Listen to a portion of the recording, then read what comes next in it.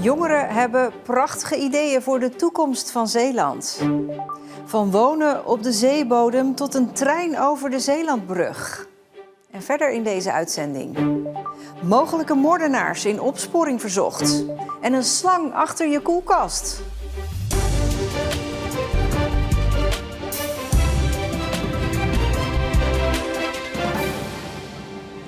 Goedenavond. Zeeland in 2050. Hoe ziet dat eruit?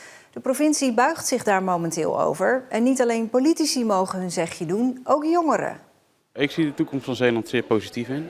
Zeeland is een mooie groene provincie waar veel kansen liggen. En onder andere kansen in het openbaar vervoer. Een idee bijvoorbeeld om de bereikbaarheid van Zeeland te verbeteren zou kunnen zijn dat je zegt van we doen een treinverbinding van Gent, Terneuzen, Goes, Zierikzee, eventueel Oud-Beijerland en Rotterdam. Ambitieus? Zeker, zeker. Daarvoor zijn we hier.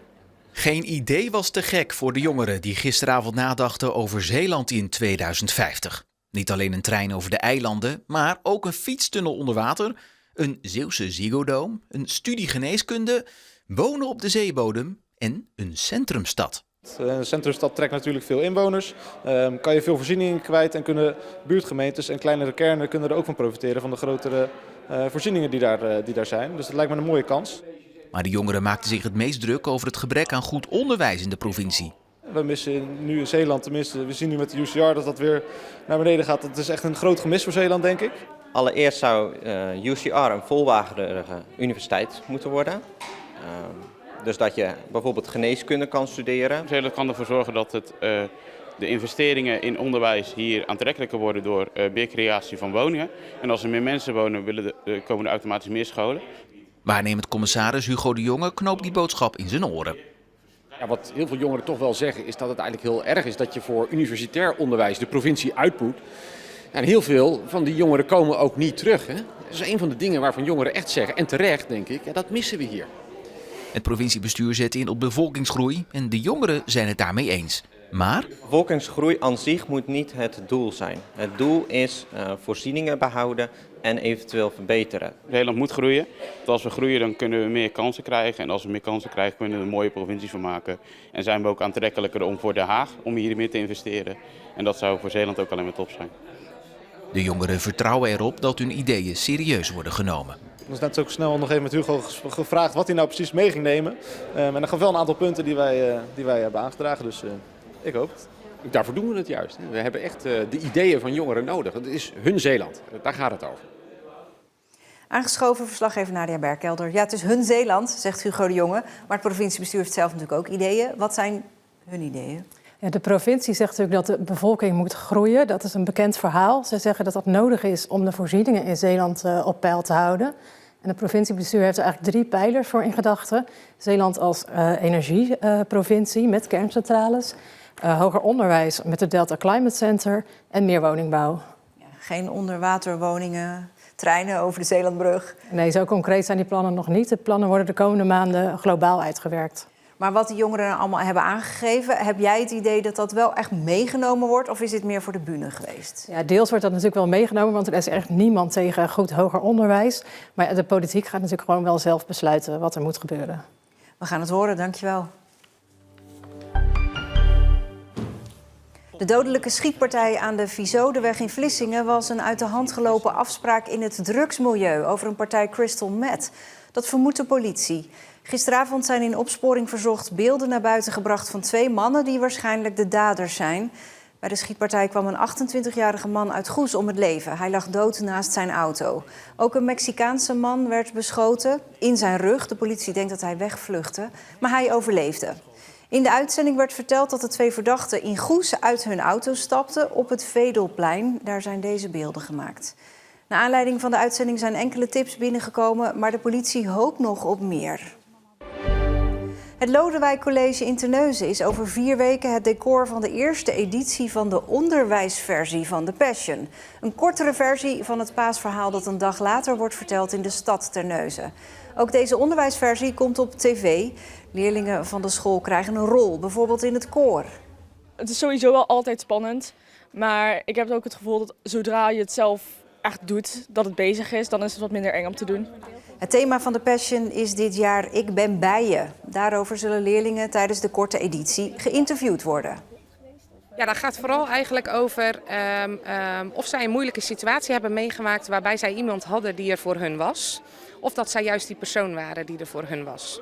Dus dat is denk ik heel belangrijk in deze tijd. Hè. Leerlingen zitten zeker in deze leeftijdscategorie veel achter een schermpje.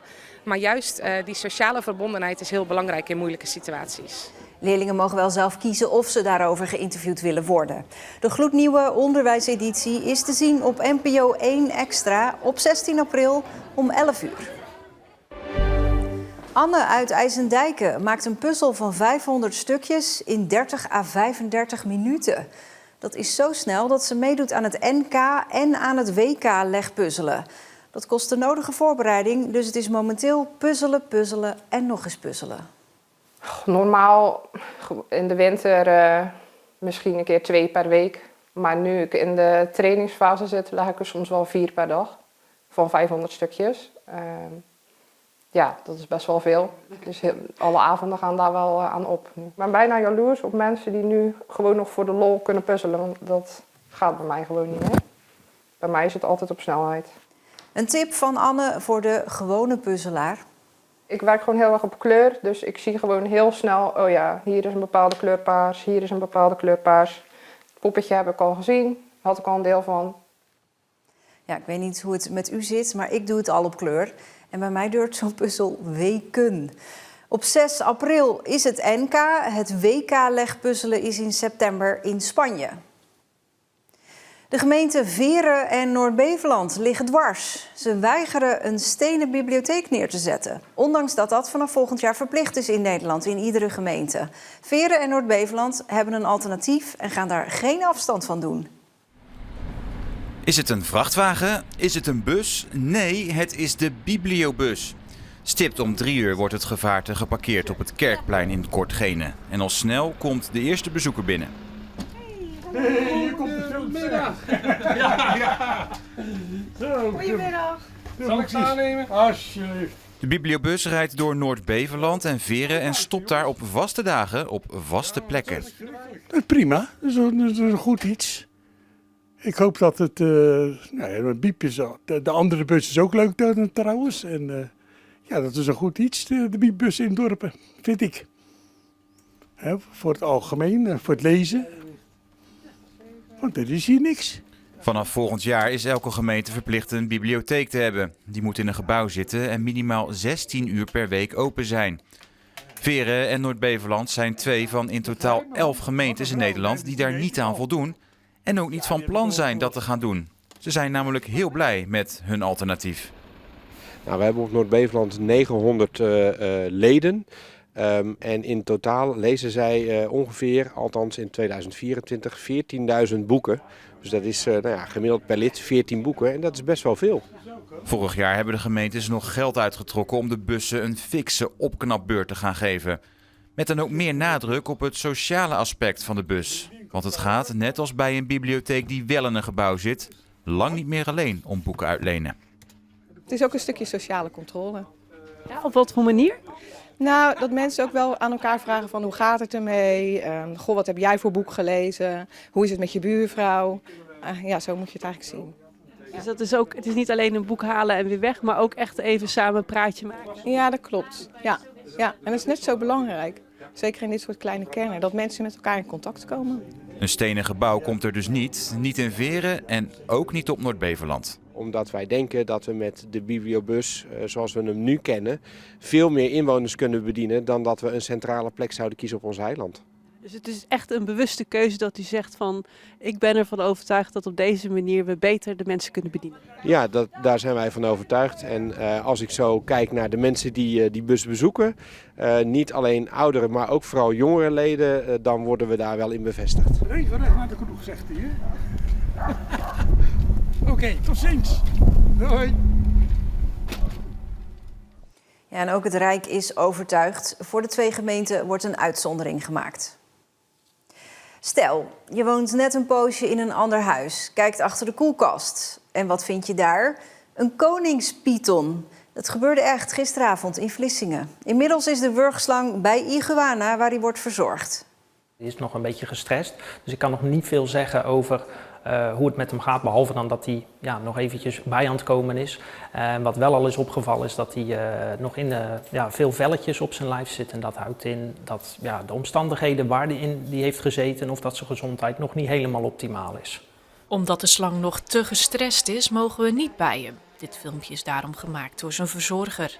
Het gaat om een koningspython en daar hebben ze er bij Iguana wel meer van. Bij pythons denken we vaker aan slangen die al gauw 5, 6 meter lang worden. Maar de koningspython die blijft wat bescheidener van de lengte, met ongeveer 1 meter tot 1,5 meter lengte. Het dier dat binnen is gekomen is nog 60 centimeter, dus het is nog een klein diertje. De slang zocht waarschijnlijk naar een warm plekje en kwam, hoe gek het ook klinkt, bij de koelkast van de bewoners in Vlissingen uit. Ze ontsnappen uit hun terrarium, dan gaan ze op zoek naar een warmteplekje en achter een koelkast waar de warmte afkomt van de koelkast zelf. Ja, dat is een lekker warm plekje voor het dier waar die kan zitten en toch zijn lichaamstemperatuur een beetje op peil kan houden. Van wie de slang is, weet niemand. Een eigenaar heeft zich nog niet gemeld. De komende tijd blijft de slang daarom bij Iguana om verder aan te sterken.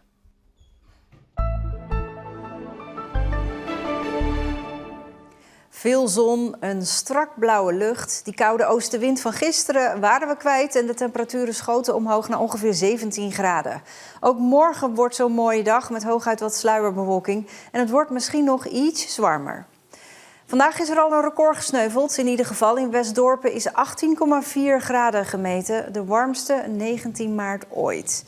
Wie weet wat morgen of overmorgen nog oplevert. Dit was Zeeland Nu. Een hele fijne avond.